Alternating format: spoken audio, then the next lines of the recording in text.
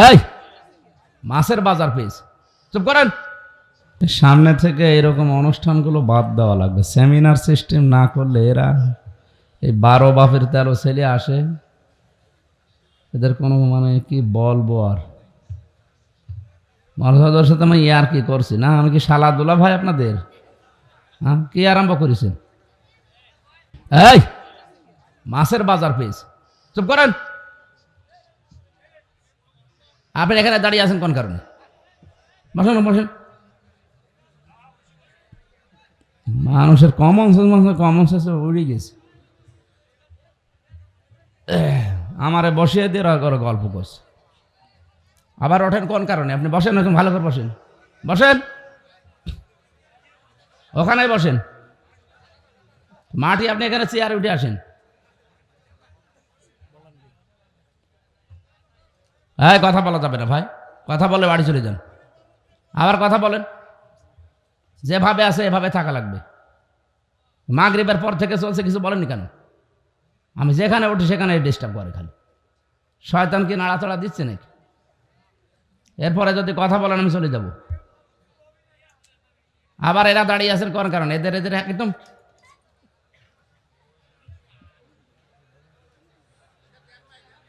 মানুষের কোন মানে বিবেক বুদ্ধি লোপ পেয়েছে।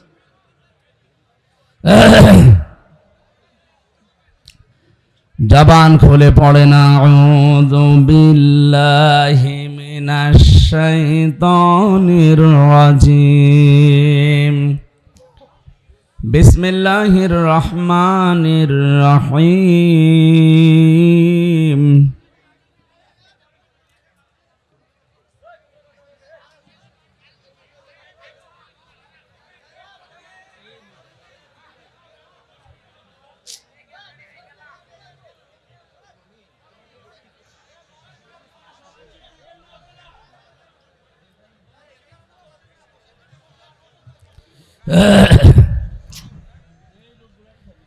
সামনে থেকে এরকম অনুষ্ঠানগুলো বাদ দেওয়া লাগবে। সেমিনার সিস্টেম না করলে এরা এই 12 বাপের 13 ছেলে আসে, এদের কোনো মানে কি বলবো আর।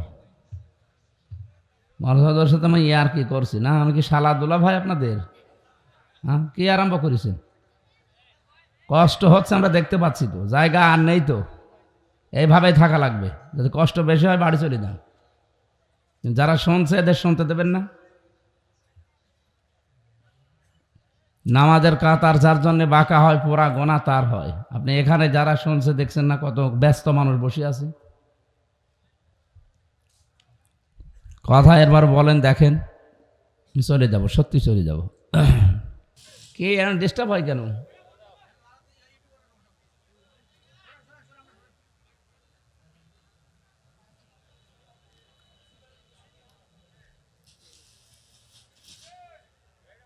সুবহানাল্লাহ আলহামদুলিল্লাহ লা ইলাহা ইল্লাল্লাহ, সুবহানাল্লাহ আলহামদুলিল্লাহ লা ইলাহা ইল্লাল্লাহ, লা ইলাহা ইল্লাল্লাহ মুহাম্মাদুর রাসূলুল্লাহ।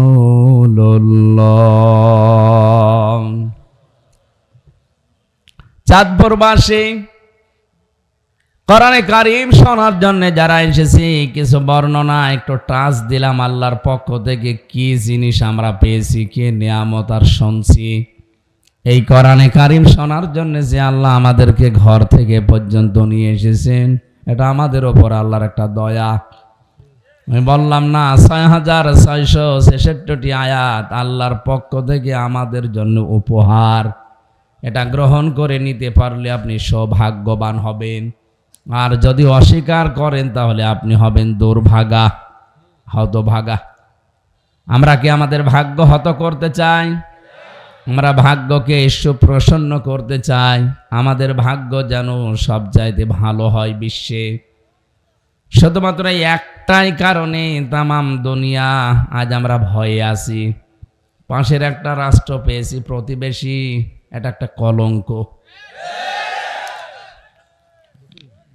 তামাম দুনিয়াটা দিয়ে দিন পর্যন্ত আমরা জানতাম, ওরা ছড়িয়েছিল সারা দুনিয়ার মোড়লদের কাছে যে আমাদের দেশে সংখ্যালঘু নির্যাতন হয়।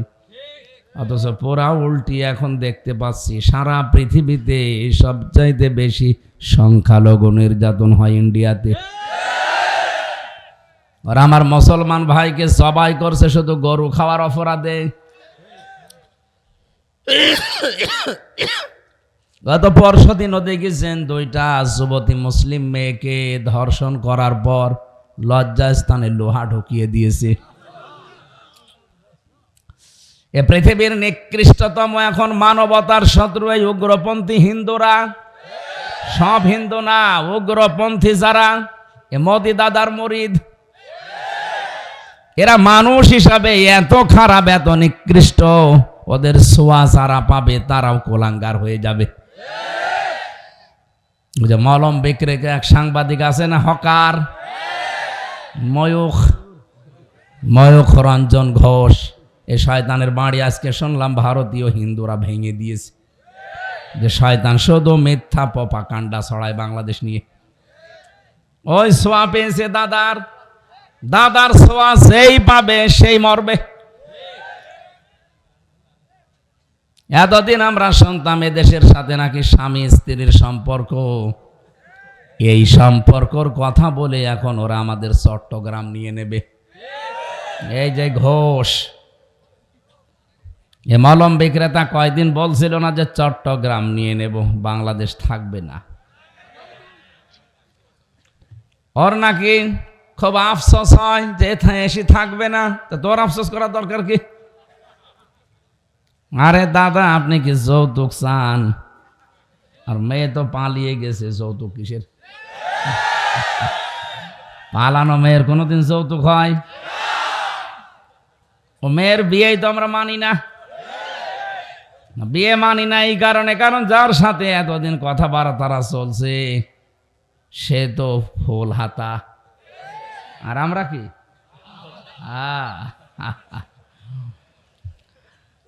ফুল হাতার সাথে তো হাফ হাতা যাবে না, যাবে?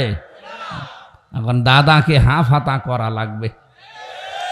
আর দাদার এখন যা বয়স, এ বয়সে হাফ হাতা করবেন কারে দিয়ে? কোন হাসাম দিয়ে করতে গেলে দেখা যাচ্ছে গোড়া থেকে কেটে বাদ দিয়ে দিল, ও বিয়ে করার সাত জীবনের মতো মিটে যাবে। না, মূল কথায় যে দাদার সাথে আমাদের যাবে না, যতই চেষ্টা করেন হবে না। আমি এটাকে বানায়া বলছি। সূরা বাকারা 2 নাম্বার পারা 14 নাম্বার পৃষ্ঠা 4 নাম্বার লাইনের 221 নাম্বার আয়াতের মাঝের অংশে আছে, ওয়ালা তুনকিহুল মুশরিকিনা হাত্তা ইউমিনু। কোন মুশরিক যতক্ষণ পর্যন্ত ঈমান না আনবে তার সাথে কোনো মুমিনা নারীর বিয়ে দেওয়া জায়েজ নেই। মেয়ে আমাদের যাই হোক, হাজি তো কথাবার্তা একটু মিথ্যা বলে, ঠিক আছে, তারপরও হাজি তো, হাজির সাথে আপনারও পাঁচির বিয়ে হয় কি করে? সুতরাং আপনি যৌতুক চাবেন, যৌতুক তো আমাদের ধর্মে নেই। যদি আমরা কিছু মানুষ খাই নাকি কমে যায়, চাঁদপুরে যৌতুক নেই। আরো আর একটা জিনিসও আছে আমি জানি, এটা অলিমা নেই কিন্তু বরযাত্রী আছে। এই সিস্টেম পাল্টাতে হবে, কারণ আমাদের ইসলামে অলিমা আছে, বরযাত্রী নেই। এখানে কত মানুষ বিয়ে করে বসে আছেন, অলিমা তো মনে হয় করেননি, খালি বরযাত্রী গেছেন। না, যেটা জায়েজ নাই ইসলামে নেই, এটা আমরা মানি না। আজকে থেকে তাওবা করবে, কারণ ইসলামের বাইরে বিয়ে হলে ওটা বিয়ে হবে না। কি কথা বলেন না কেন? ইসলাম দীনান ফালা ইউকবালা মিন, ইসলাম বাদ দিয়ে কোনো নিয়ম নীতি আল্লাহর দরবারে গ্রহণযোগ্য হচ্ছে না, হবে না। সুতরাং ইসলামে যেহেতু অলিমা আছে, বরযাত্রী নেই, আজকের এই দিন থেকে জীবনে যতদিন আছি কোনো বিয়েতে গেলে আমি আর বরযাত্রী যাব। কেউ দাওয়াত দিতে আসলে বলবেন না ইসলামে নেই, আমি ওখানে যাব না। আপনি অলিমা করেন, আমি আসি। বলেন তো, অলিমা কি ছেলের বাড়ি হয় না মেয়ের বাড়ি? এখানে অলিমা করেছেন কারা? হাত তোলেন তো। এই একজন, নাকি এলাকায় বিয়ে শাদী বন্ধ হয়ে গেছে? বন্ধ না, এখন থেকে ইসলামে যেটা আছে আপনি ওইটা করবেন। বরযাত্রী সত্যিই বাদ দেওয়া লাগবে এখন থেকে, পুরা ডিলেট। ওটা মুসলমান সমাজে ওটা চলবে না। হ্যাঁ, হিন্দুদের কালচারে আছে, ওরা করুক, অসুবিধা নেই, কারণ ওরা বিয়ের দিন মেয়েকে সব একবারে দিয়ে দেয়। কিন্তু আমাদের ধর্মে কি ওইটা আছে নাকি? আমাদের ধর্মে নবীজি নিজে বিয়ে করেছেন, কিন্তু অলিমা করেছেন। কথা বলেন না কেন? যারা করেননি দরকার হয় কাজা করেন। বিয়ে করতে বলছে না, কিন্তু অলিমা তো করা যায়। মেয়ের পক্ষ থেকে আরো 100-200 মানুষ নিয়ে আসেন, নিজের বংশের 200 মানুষ, 500-700 মানুষ বাড়িতে খাওয়ান, অলিমা হয়ে যাবে। আমারটা যদিও করা নেই, আর আমার বেশি বরযাত্রী ছিল না, আমার তো 7 জন। শ্বশুরকে বলেছি 7 জনের যে খাওয়ানো টাকা আমি দিয়ে দেব, এখন তোমার শোধ করা লাগবে। বারবার বলছি এই কারণে, কারণ আমার ছেলে নেই, আমার 3টা মেয়ে, আমার বাসা লাগবে না।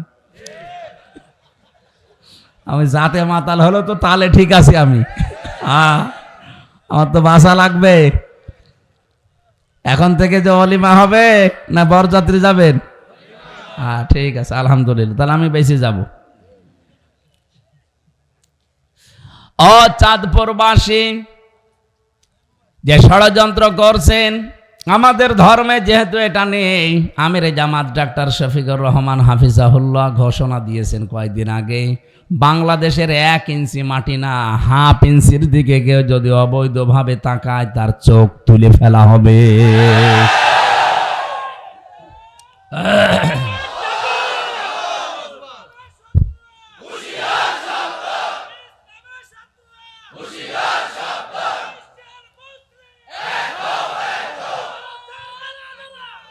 আলহামদুলিল্লাহ ভাই, আমি এত কিছু বলতাম না। ওরা মুসলমান এতদিন জুলুম অত্যাচার নির্যাতন করে মিথ্যা প্রপাগান্ডা ছড়িয়েছে, ঠিক আছে, কিন্তু এখন দেখছি প্রতিনিয়ত ওরা আল্লাহর ঘর ভাঙতেছে। একটা ভুয়া ধোয়া তুলে বিশ্বের বিভিন্ন দেশে আমরা শুনি কেউ মাটির নিচে তেল পায়, গ্যাস পায়, সোনা পায়, লোহা পায়, আরো শয়তানরা শুধু মাটির নিচে মন্দির পায়। এগুলো কিচ্ছু না, পুরা ভুয়া। 500 বছর আগে, 1000 বছর আগে নাকি ওখানে মন্দির ছিল, এই জন্য আল্লাহর ঘর তারা ভেঙে দিচ্ছে। আমরা যেতে এখন বলি ঢাকার স্বামীবাগের ইস্কন মন্দির, 500 বছর আগে ওইটা আমার মসজিদ ছিল। আমাদের ধর্মে জোর জবরদস্তি নেই, বাড়াবাড়ি নেই, এই জন্য আমরা কিছু বলি না। যদি বাড়াবাড়ি জোর জবরদস্তি থাকতো, এ দেশে মাত্র 4 ভাগ হিন্দু, পিটিয়ে বিদায় করে দিতাম। না, আমরা জানি এই দেশে যে জন্ম নিয়েছে সেই এই দেশের বৈধ এবং গর্বিত নাগরিক। আমার যেমন দেশের উপর হক আছে, অধিকার আছে, তারও আছে। বাংলাদেশ আমরা সাম্প্রদায়িক সম্প্রীতির উজ্জ্বল দৃষ্টান্ত পৃথিবীতে দেখিয়েছি। এদেশে রোজার পূজা পাশাপাশি হয়, কথা বলেন না কেন?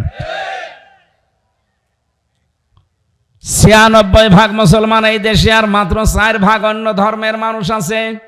850 বছরে এলাকা মুসলমানেরা শাসন করেছে। যদি বলেন তো আমাদের ধর্মে বাড়াবাড়ি থাকলে একটা হিন্দু থাকতো। আপনারা কি করছেন? বিশ্বের মানুষকে এতদিন জানাতেন যে দেশে সংখ্যালঘু নির্যাতন হয়, অথচ পুরো মিথ্যা। এটা গোবিন্দ পরামানিক পর্যন্ত কয়েকদিন আগে বলিস যে এই দেশে আমরা সব চাইতে এখন আগস্টের 5 তারিখের পর থেকে নিরাপদে আছি। যতই প্রপাগান্ডা ছড়াচ্ছেন, আল্লাহ সব যেন ফাঁস করে দিচ্ছে। রব্বুল আলামিন বলেন, ও মাকারু মাকারনা মাকারা ওয়া হুম লা ইয়াশউরুন। ওই মানুষগুলো ষড়যন্ত্র করেছিল, আর আমি আল্লাহ একটা কৌশল করেছিলাম। ওদের ষড়যন্ত্র আমি আল্লাহ নস্যাৎ করে দিয়েছি, ওরা টেরও পায়নি। ফানজুর কাইফা কানা আকিবাতু মাকরিহিম আন্না দাম্মারনাহুম ওয়া কওমাহুম আজমাইন। বলেন আল্লাহু আকবার। আমি যে কথা বলি ওখান থেকে বাস্তবে একটা শিক্ষা নিয়ে আসি। দেখেন তো এই আয়াতে কি শিক্ষা আছে। সূরা নমল 19 নাম্বার পারা 20 নাম্বার পৃষ্ঠার 5 নাম্বার লাইনের 52 নাম্বার আয়াত এগুলো। রব্বুল আলামিন বলেন ফাংজুর কাইফা কানা আকিবাতু মাকরিহিম। আপনি একটু নজর করে দেখেন না কেন এই সমস্ত অপরাধী যারা ষড়যন্ত্র করেছিল এদের সাথে আমি আল্লাহ কি আচরণ করেছি। আন্না অবশ্যই আমি আল্লাহ দাম্মারনাহুম আমি আল্লাহ ধ্বংস করে দিয়েছি তাদেরকে, অকওমাহুম তাদের জাতিকে জ্ঞাতি গোষ্ঠীকে, আজমাইন পুরাটাই।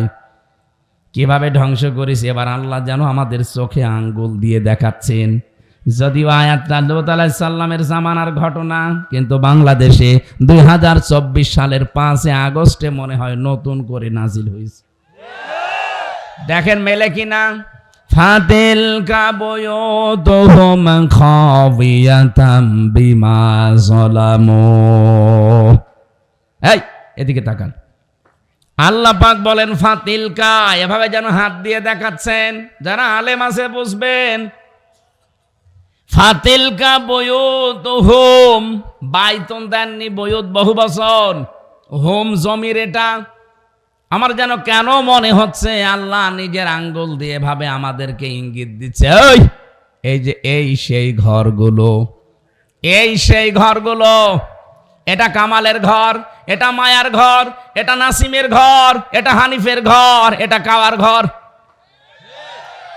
আমি যদিও এখানে নাম লেখা নেই, কিন্তু নামগুলো বললাম এই কারণে আল্লাহ যেন এই ঘরগুলো দেখিয়ে বলছেন খাবিয়াতান, জনশূন্য করে দিয়েছি, ওজাড় গৃহ বানিয়ে দিয়েছি, পরিত্যক্ত হয়ে পড়ে আছে বিমা যালামু এদের জুলুমের কারণে। এ মানুষগুলো এত অত্যাচার নির্যাতন গম খুন আয়না ঘর পর্যন্ত বানিয়েছে। আমি প্রথম 10 দিন ছিলাম এই আয়না ঘরের মিনি, যেটা ছোট যেটা ওইটাই, বড়টাই আমার নেয়নি। আমি দেখেছি মানুষের প্রতি অত্যাচার কিভাবে করা হয় সেখানে। মানবতা পুরাপুরি ধ্বংস হয়ে গেছে ওই ঘরে। আল্লাহ বলেন বিমা যালামু এদের জুলুমের কারণে এদের বাড়ি ঘর পর্যন্ত অভিশপ্ত হয়ে গেছে। এগুলো এখন সব জনশূন্য। আপনি যান মায়ের বাড়িতে যান, আমার কুষ্টিয়ার হানিফের বাড়িতে যান, দেখবেন উজাড় পড়ে আছে এখন টয়লেট। একটা ইট পর্যন্ত মানুষ রাখে নাই। অনেকে পায়খানার প্যান পর্যন্ত খুলে নিয়ে চলে গেছে। এমনি না, বিমা যালামু এদের জুলুমের কারণে। কারণ এই জায়গাগুলোই বসে বসে এই মায়া সাহেব, আপনাদের এই যে কুমিল্লা পাশের জেলা, আল্লাহর ওলি ছিল একজন, কি বড় বড় দাড়ি, বাহার। মানুষ যে এত শয়তান হয় আমি জানি না। ঘরের ভেতরে বসে বসে জরবি সন্ধি করতো, সকালবেলা কার নামে মামলা দেব, কাকে ধরিয়ে দেব, মিথ্যা সাক্ষী দিয়ে কার জীবন নষ্ট করব, এই চিন্তা করতো। মনে করছেন হুজুর কিভাবে জানলো? সব বলি দিচ্ছে আল্লাহ জিবরাইল দিয়ে আমারে।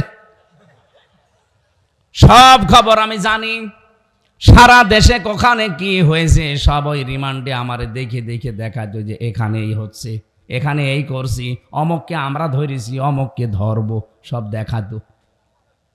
3টা বছরে আমি বহু কিছু জেনেছি ওই জালেমদের কাছ থেকে। কোথায় কি হবে, কুষ্টিয়ায় হানিফ সাহেব কি করবে, সকালবেলা কাকে মিথ্যা মামলায় জড়াবে, সবগুলো ওরা আগে থেকে জানে। কি শুরু হয়েছিল দেশে আপনি জানেন?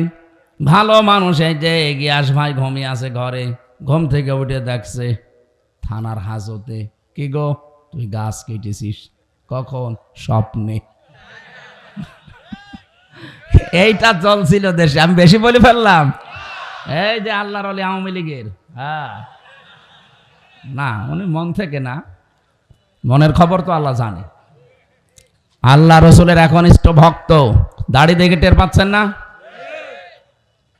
আল্লাহ যেন অমরের মতো বানিয়ে দেন, বলেন আমিন। কোন মানুষ যদি একবার ইসলামের দিকে ফিরে আসে, আল্লাহর দিকে, আল্লাহ এত বেশি খুশি হয়। একটা হারানো সন্তান 10 বছর পরে মা পেলে যেমন খুশি হয়, তার চাইতে আল্লাহ বেশি খুশি হয় একটা মানুষ যখন ইসলামে ফিরে আসে। আমরা চাই যারা ভুল করেছেন আপনার ওই ক্ষতিপূরণটা দিয়ে ফিরে আসেন। না, আপনি অনেকে বলে যে আস্তাগফিরুল্লাহ রব্বি মিন কুল্লি, না হবে না। আপনি কি দোষ আল্লাহর কাছে করেছেন, তাহলে আস্তাগফিরুল্লাহ পড়েন। যদি জমিনে কারো কাছে করেন, তাহলে তার কাছে স্বীকার করেন, তার ক্ষতিপূরণ দেন, এরপরে বলেন আমারে মাফ করেন। এই যে আপনার পাশে 2 জেলা পরে ফেনীর এক ওসি ছিল আমার সাথে, এই নুসরাত হত্যা মামলার।